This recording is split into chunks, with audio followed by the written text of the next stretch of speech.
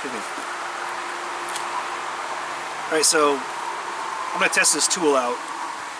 And actually, just to be 100% transparent, I did take 2 or 3 swings with it a couple days ago just to kind of, I don't know, it was dark out. I just wanted to, I was anxious to take a couple swings.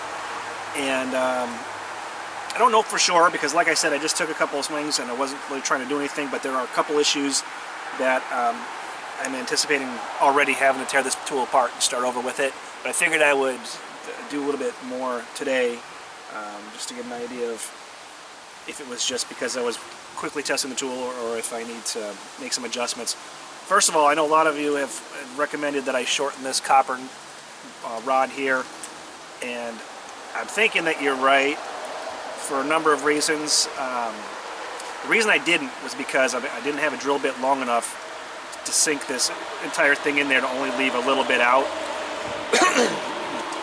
But I'm thinking I'm either going to need to trim this rod or find a way to drill it deeper, because I think what it felt like to me was happening was that instead of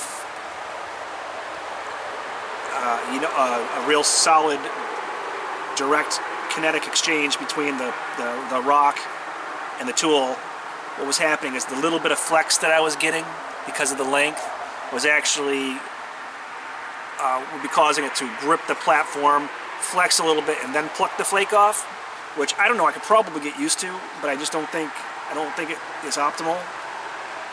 But I don't know, we'll find out today. Another thing that I discovered was that I don't know if it's because the bark is on here, but even though this is a hard, dense wood, when I hit it, it definitely feels like the tool is absorbing some of the kinetic energy of the billet.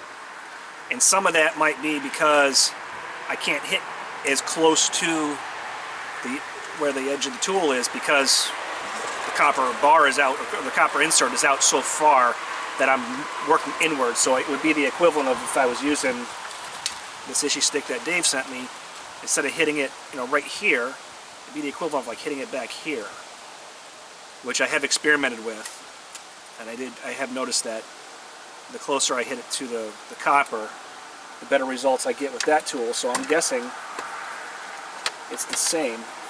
I may switch back to this for a little while. This is a great tool.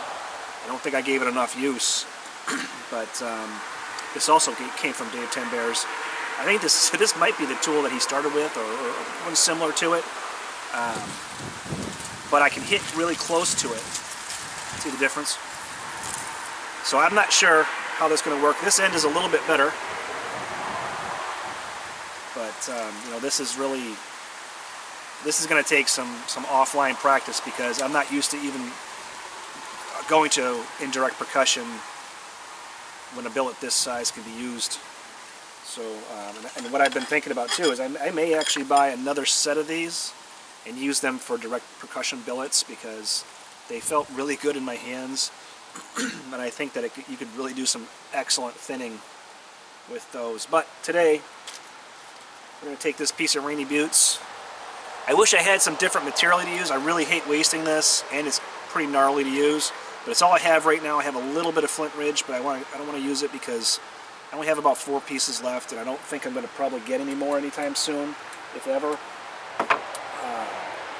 So at some point I'm going to buy a little bit more material, but this is just a random, I don't know, I don't even think you could call it a biface at this point. I mean, it is bifacial, but it's basically just a somewhat reduced spall.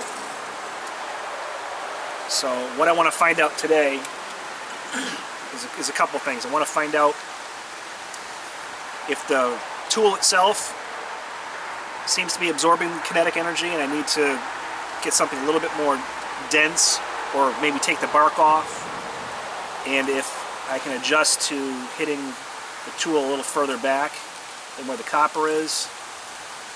I have a sneaking suspicion I'm going to need to shorten this, but we'll find out. One thing I've been trying to do a little bit lately that I kind of stepped away from is, really being analytical with reading the stone and reading the tools. What happens if you're new to flint knapping out there is that when you first start smacking rock, you turn everything to gravel, nothing works, you know, unless you start with slabs or glass or something like that. But if you're starting with spalls, you're going to waste a ton. It's going to be discouraging. It's going to be expensive if you live where I live. But what happens is you start analyzing the rock and the platforms and the ridges, and you get that one really nice flake that just makes your day. And then you get that second flake that just makes your day. And then you start going and going and going and going. But there comes a point, like anything in life, where you start to take things for granted. And maybe you, because you've had success cheating a platform a few times, or you know, whatever it is that you're able to do, it starts to become a habit, and that's a bad habit to get into, and that's a habit that I'm trying to break. So I'm really trying to nap slowly. These next series of videos are not going to be probably extremely exciting to a lot of people, but it's really for me I really want to understand and learn indirect percussion because, yeah, because of a lot of reasons. It doesn't matter, but I really want to learn that skill set, and it has proven to be challenging to me, but I think that it's something good to have under my belt. So speaking of which, I've got the belt right here. This tool is a little bit tight in there because I had adjusted this for my Ishii stick, so let's just see. I also have a new seat. I'm not going to show that, but instead of the chair, it's a little bit higher, the wooden chair. I have one of those little fold-out camping, hunting, fishing, whatever chairs. It's a little bit, about 6 or 7 inches lower to the ground than your average chair. Actually, no, maybe not. It's only about 3 or 4 inches now that I compare it to the ground. I do have the tool under the leg, even though the strap's going over the leg. I could try over the leg, but the physics of it doesn't make a lot of sense to me right now. So I'm going to try this first.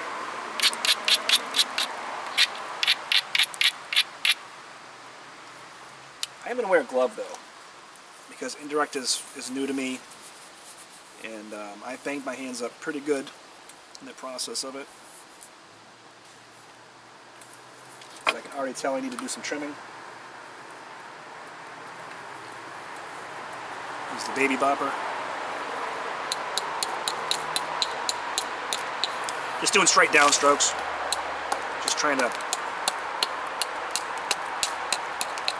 create some platforms and change my center line just a little bit.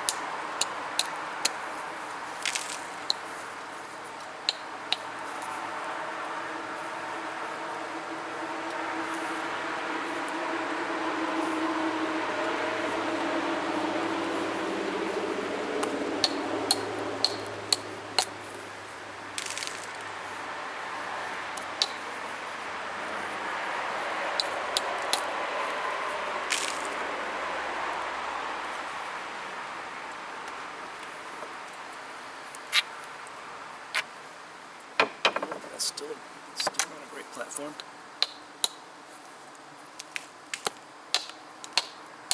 There we go. That's what I needed. Now I got 2.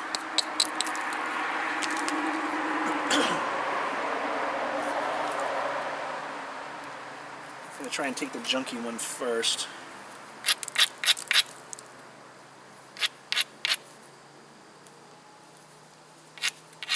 Because I have a little bit more material on this side. So, why don't I zoom in a little bit? There we go. That's a little better. So I have a little bit more material on this side. I've got a platform here that follows a short ridge. But it follows a short ridge into a dive. So all I really need to do is take that small flake. So it's actually a good flake there to start with. This is beech, and if this walnut doesn't work out, I'm going to try and put it in some beech, because this beech is super dense. It's lighter. It's a lot lighter. It's not as heavy, but it's super, super dense. Really hard to drill into.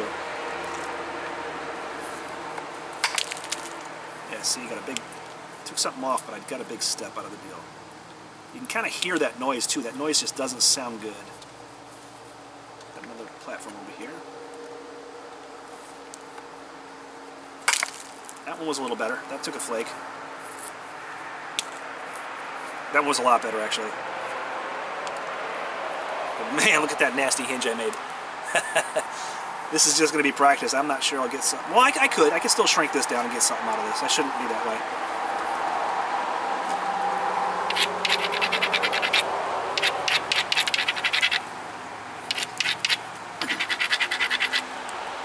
Maybe a more aggressive grinder on this Rainy Buttes might be beneficial as well. Okay.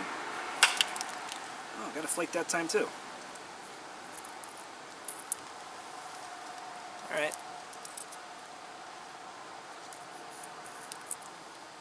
I mean, I'm excited over these baby flakes, but you don't know the struggle that this journey has given me. Well, some of you do, I guess.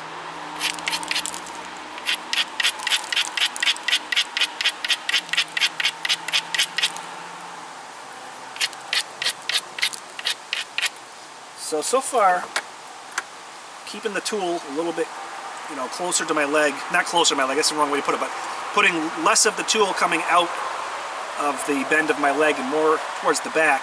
I think what I might do next time, if I redo this, is I'm going to make this tool shorter. It doesn't need to be nearly as long as it is. Alright, so where was that platform I was just working on? Here we go, right there. Still too steep. No cheating. In fact, I don't even like that platform. Let's try this one. Another short one that goes into a dive. That you can see, hopefully you can see. I can't see anything because of the glare, it's so sunny here, but it's a perfect napping day today. I think it's like 60-ish, 60-something, 65, 66. One thing, that was bad. One thing that I've noticed as I get older is the cold really affects me a lot more. Cold never used to bother me. It really does now.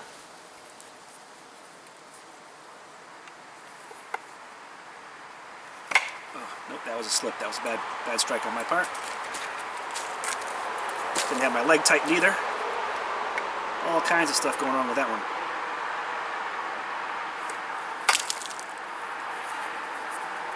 Got a flake, but there's nothing to show.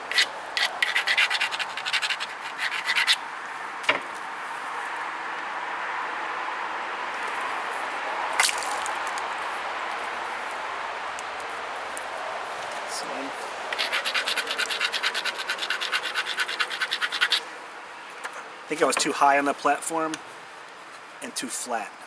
I think I need to move my rock a little bit more towards the tool. So now I don't really have much of a platform. I have a continuous platform, but I could take it with percussion probably, but I don't know. I should probably fix that for today's exercise.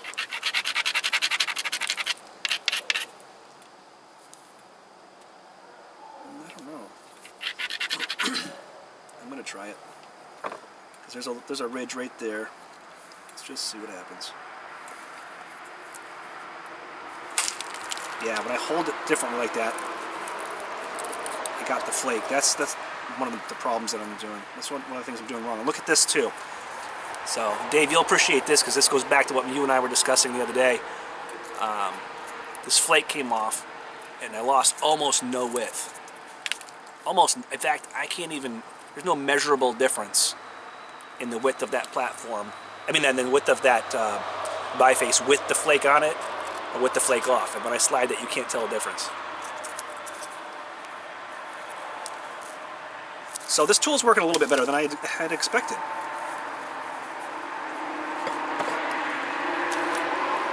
But I still think I'm going to adjust it.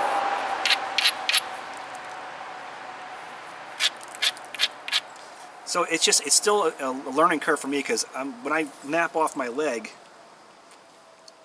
I'm keeping I'm angling the stone almost not quite parallel to the billet. I guess now that I think about it, I am at an angle. So I think I have a tendency to push the stone in the wrong direction. If I look at it from that end, yeah, instead of like here. So I have to tip the rock a little bit more towards the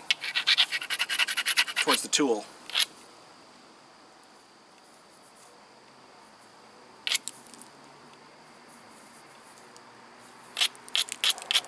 blast that step right off.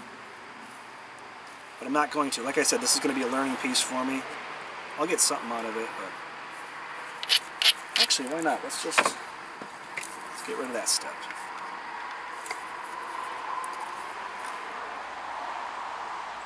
There's no platform there, so this is just gonna. Oh, there we go. I made myself one though. And I'm gonna grind north and south.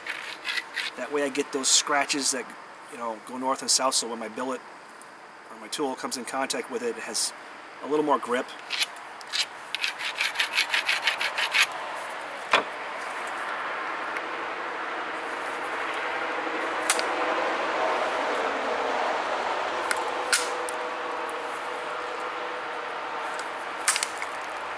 Oh, a little tiny one.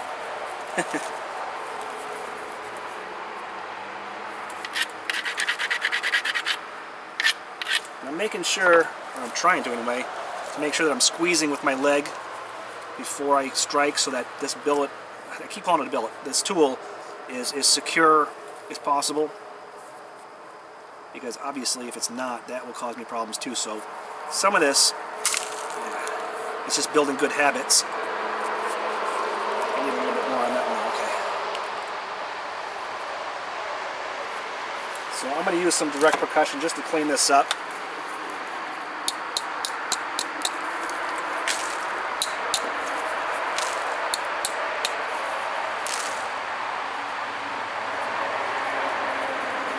I'm just going to go ahead and knock this step off right now. It's going to shrink my stone, but that's okay.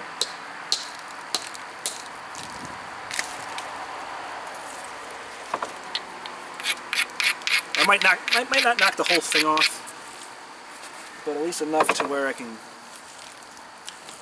get in there with the indirect tool.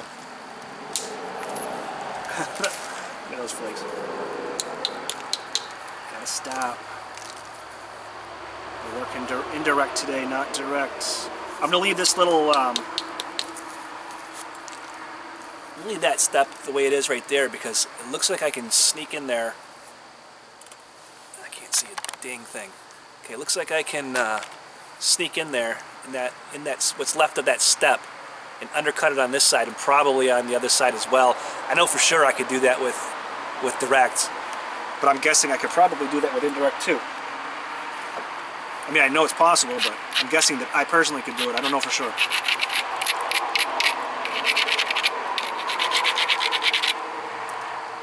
It's not the strongest platform, and I'm not even sure. I'm still getting used to. I mean, at this stage, you guys tell me at this stage, should I be dropping down to this? I mean, I do have a nail that's quite a bit thicker than that. It's probably not twice as thick, but probably like, you know, 50% thicker than what that is. In fact, I'll show it to you. I have it right here. I could always put that in there. It's a little bit bigger, maybe not 50%, but it's a little bit bigger. It's twisted. But I see a lot of people working these stones down really far with these larger copper rods. So I'm going to do it. Slide this up a little bit so I get a better grip of my. One thing I like about this new chair too is that I don't need to use that stupid milk jug to raise my leg up. It's just low enough to where I can go in the balls of my foot, the ball of my foot. That sounded weird, and support it against the chair. So let's try and get a little bit of that step out. Not sure.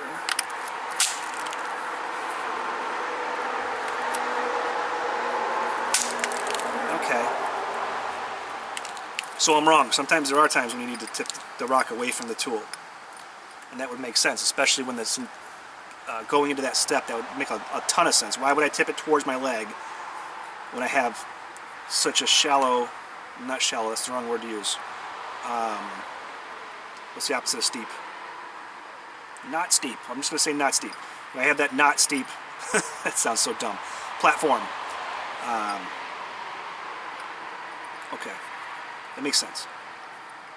So when I'm digging into, you know, real thick platforms that don't have a lot of angle to them. I need to tip the other direction. And if you compare that to direct percussion, it makes all sense. It sure does.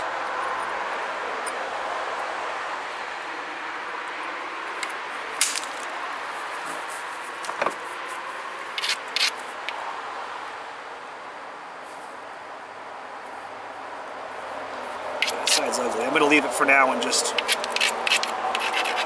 for the sake of getting some good practice, I'm going to move on to some of the better platforms.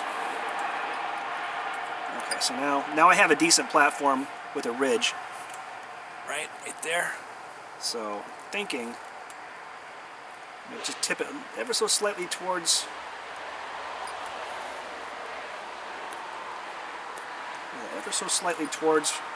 the tool. Squeeze with my leg, push in, and get a Dave Ten Bears flake. I didn't though, but I got a little flake. Yay! Little victories. I'll take them all.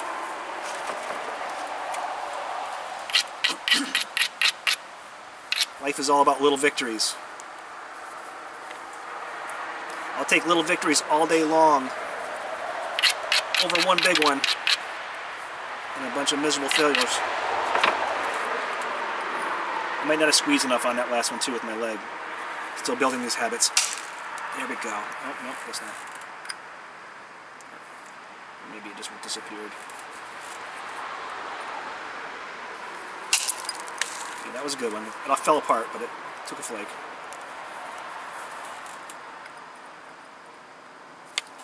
Oops. Slipped right off that time. Oh, that's a decent flake.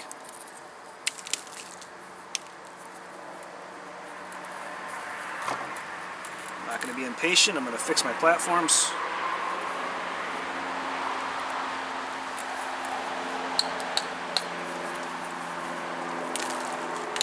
I'm going to keep shaping this though, just in case I get something decent out of it. You never know.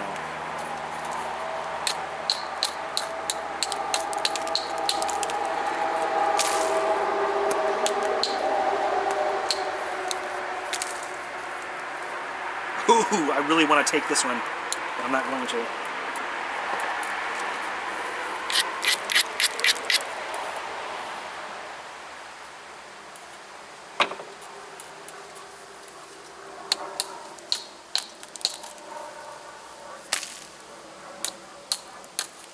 Trying to make a rule of myself. If I can't take it straight up and down, then I take it with the indirect. Otherwise, I'll whittle this thing down to a preform in no time, just using direct.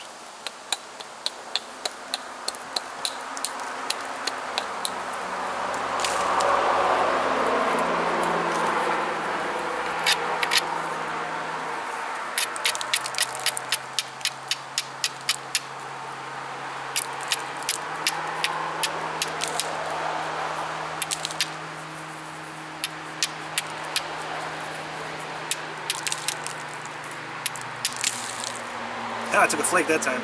It's that up and down movement that you were talking about, Dave. That's something pretty special.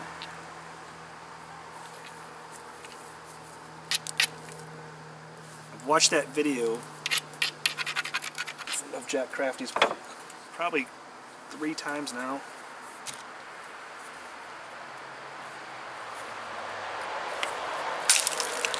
There's a good flake. Lost most of it, but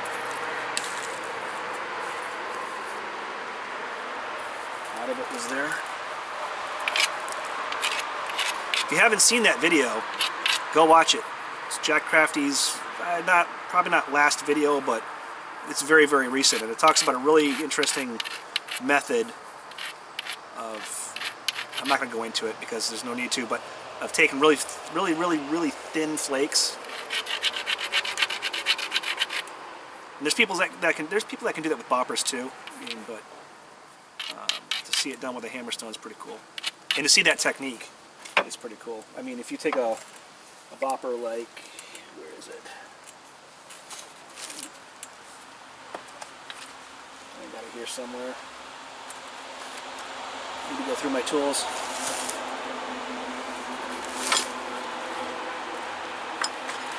Where did that thing go? Well, solid copper, not solid copper, it's a copper pipe. What the heck is it?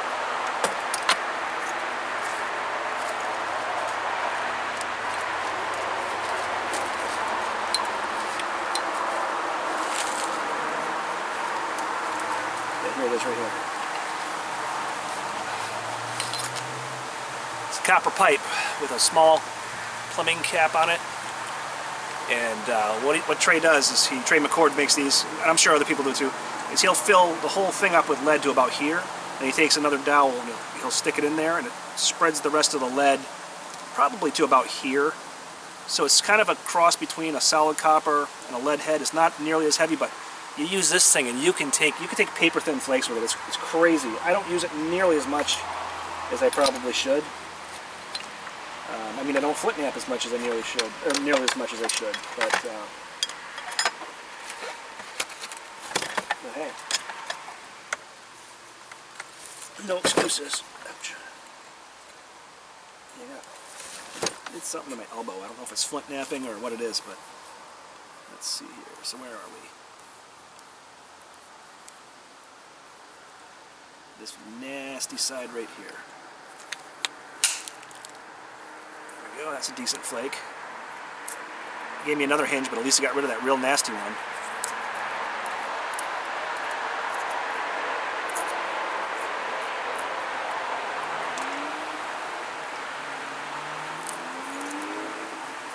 Oh, that was terrible, but whatever.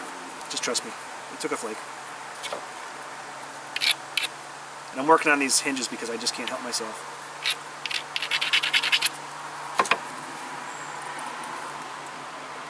Here again with these hinges, my angle needs to be a lot different. At least that's what I'm noticing.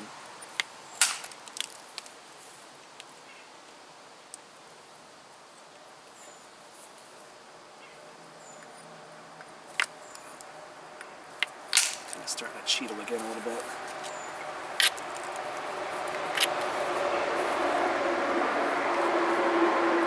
All right, let's move away from the problem areas. Get this thing learning.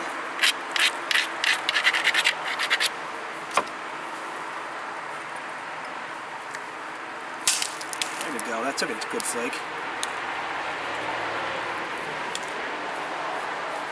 So the center line on this thing is all kinds of wonky, crazy, but I don't care.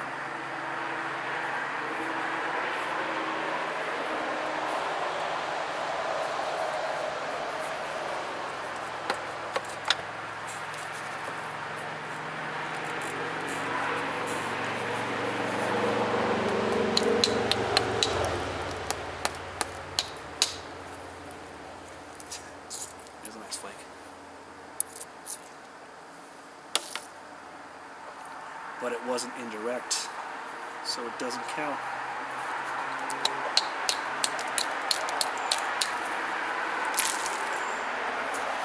Just gonna try and lower these platforms just a tiny bit.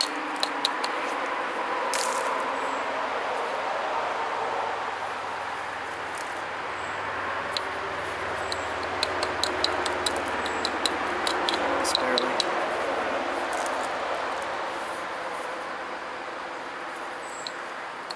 Too.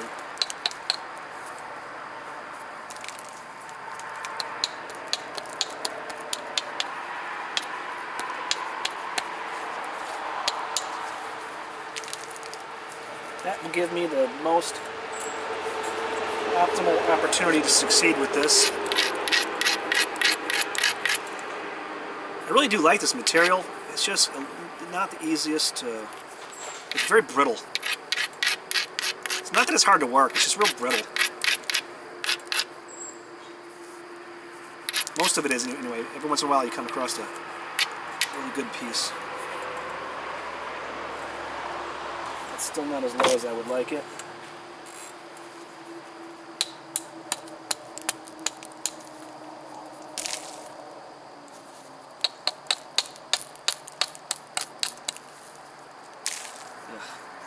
Just got myself a hinge.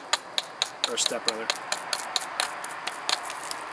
There is a difference. If you don't believe me, go watch my video.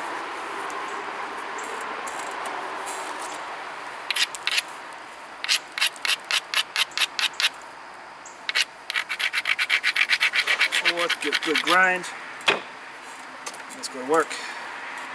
So this is, you can see I'm working into a nasty hinge, but it's lower on this side. It's definitely lower on this side. So I think if I dig in there, I'm pretty sure I can get this. But I have to tilt it away, more of a, you know, the way I would do direct percussion off my leg. But the angles are the same. It's just a matter of getting used to them looking differently with different tools. That's all. There we go. There's another good one. So this tool's working a lot better than I thought it was going to work.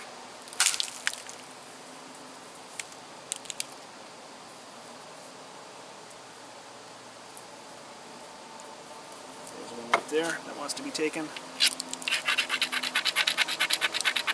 What I'll probably do is I'll probably get this down to like a bifacial preform, and then I'll probably finish it with direct, just so I don't waste the rock.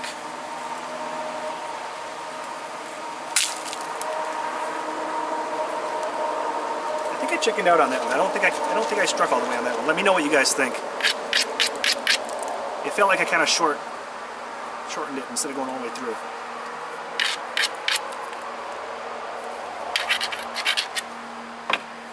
If anybody watches this, I know this is going to be a boring ass video, but it's got to be done, guys. Oh, there's a good one.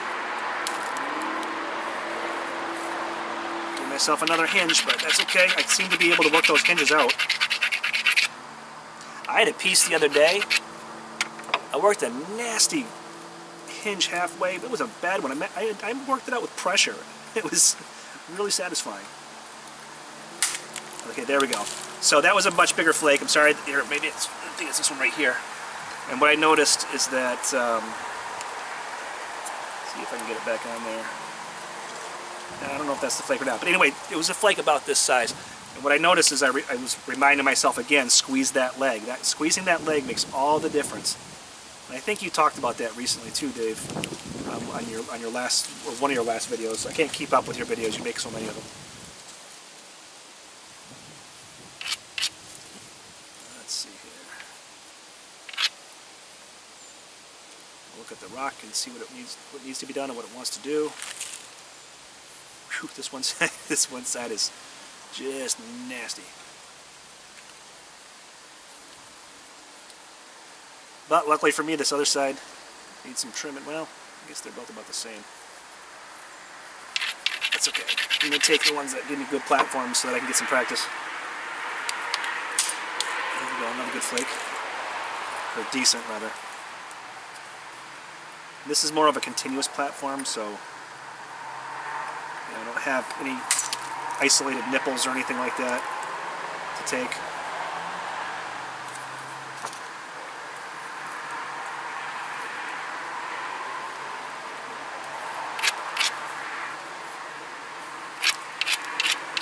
Let's try and take one off the tip and see what happens there. Nothing.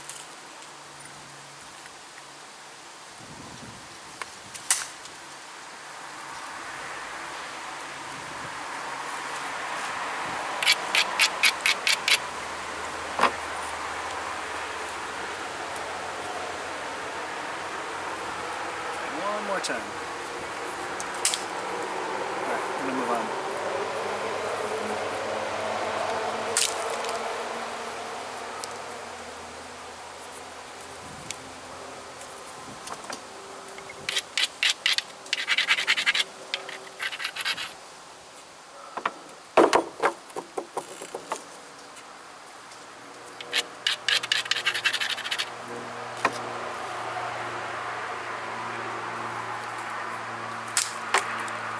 One there, it's not bad.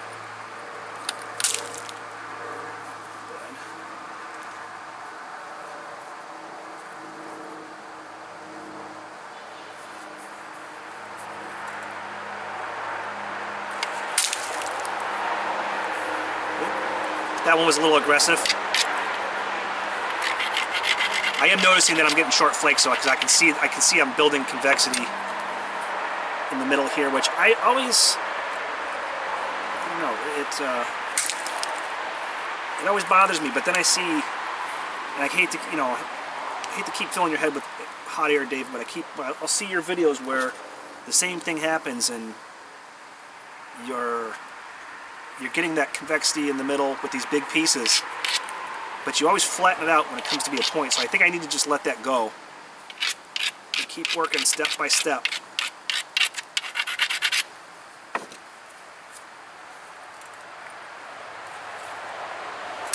There we go. I think that's also going to probably have to do with my angles.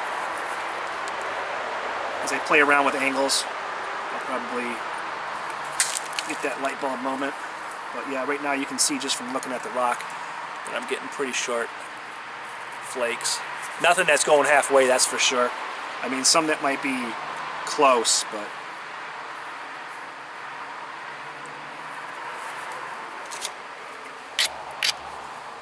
I'm going to clean this up again with Directs.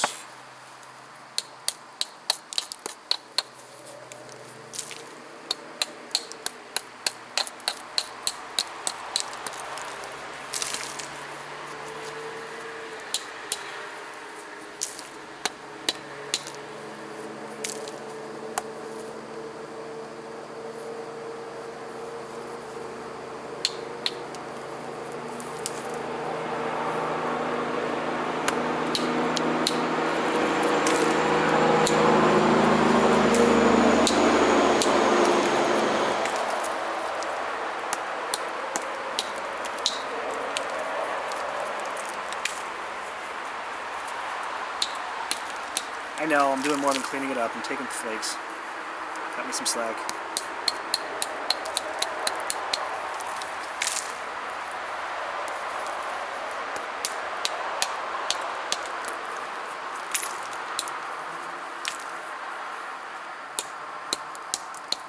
I am setting myself up with better platforms, so that will... Oof, didn't do a very good job there. So that will... set me up for better practice. So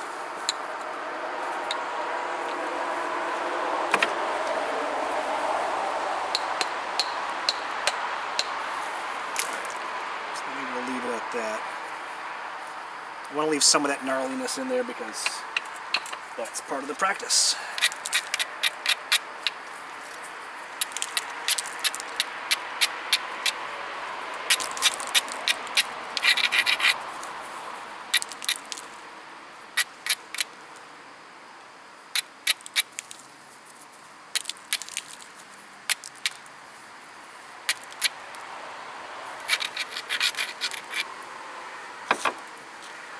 I'm thinking I might be at the point where I should drop down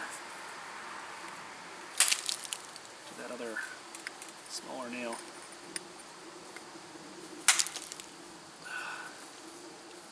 No bueno. There we go. A little better. Oh, that one went almost halfway.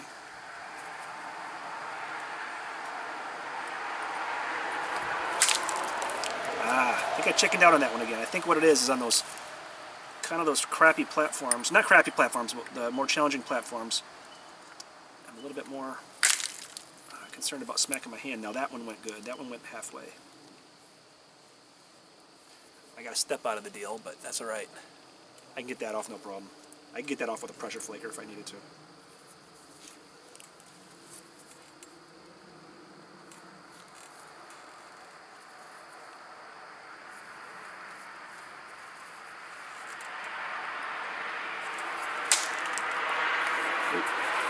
Bad platform, bad choice.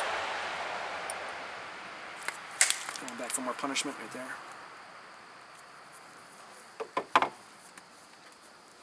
Let's trim it up.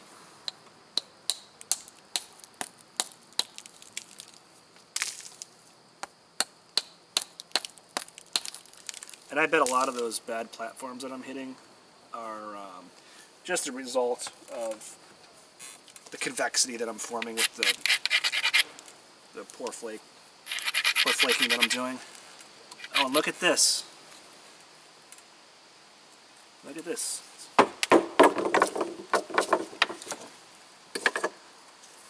I got some practice, but I think we're going to stop here.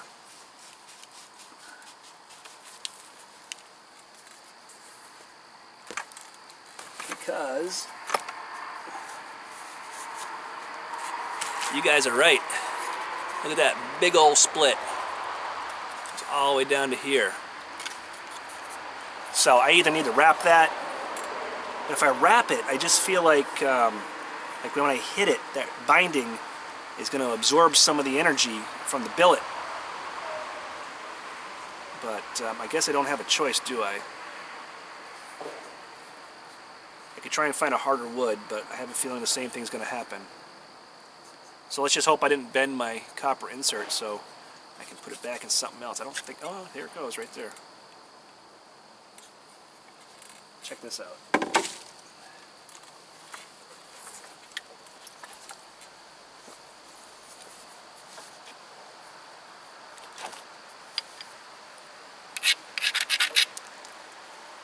These things are amazing.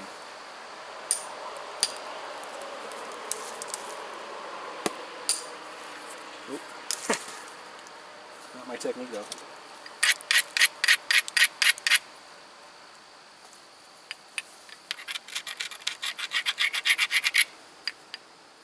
Like I said, the convexity on this is pretty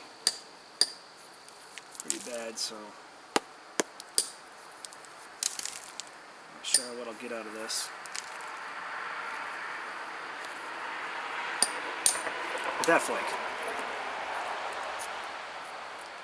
Just from that little billet. These little copper billets, I mean, or inserts or whatever they are, they're not to be underestimated. That bigger one, I probably should be using that bigger one, but hard to control. But when you get a good hit, you could probably work them this way too. See? Oop. I'm not very good offhand. I'm more of a leg napper myself, but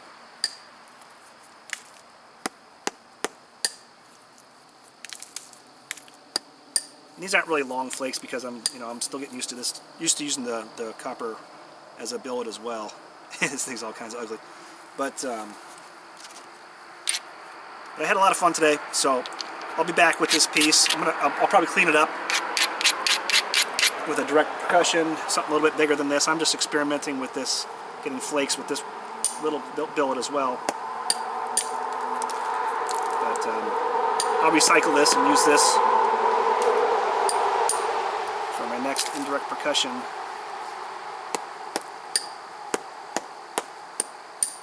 Yeah, see, you can get nice flakes with this.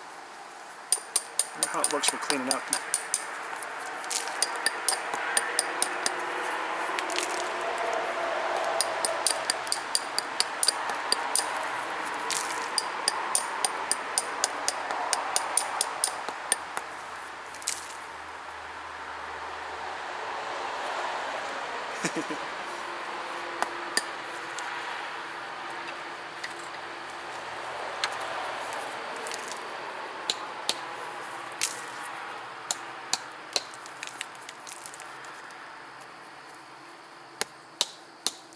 Could probably get like a drill out of this, maybe.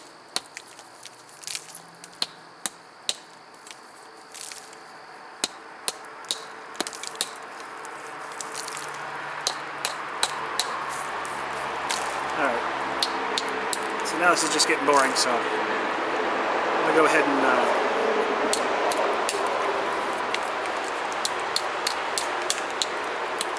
so we didn't really make a lot of progress as far as moving this forward in the process, but into like a point, but I do feel like I got a little bit of experience. Wow, this is really sharp. This is crazy sharp. I do feel like I got a little bit of experience that was beneficial as far as the tool itself. I wish I wouldn't have broken it, but I guess that's just part of the experience. So you guys were right. I should have bound it. I kind of knew that. I kind of had a sneaking suspicion that was going to happen, that this was going to crack. I was just hoping I'd get lucky, especially because of the walnut. It does have that kind of hollow layer. I mean, it's not as hard as I originally thought. I could tell that just from hitting on it. You can feel it kind of take some of the energy out of there. So I'm going to find something heavier. Or maybe I'll work this side until I split this side too. But anyway, I appreciate any feedback anybody has. And I hope everyone is doing awesome out there. I know we're in some silly times right now with a lot of silly stuff happening, but not a lot we can do about it other than stay vocal to the people around us and let us know that the stuff that's going on doesn't represent us as a country for the most part. I'm sure it represents a few of us. So, until next time, I'll see you later.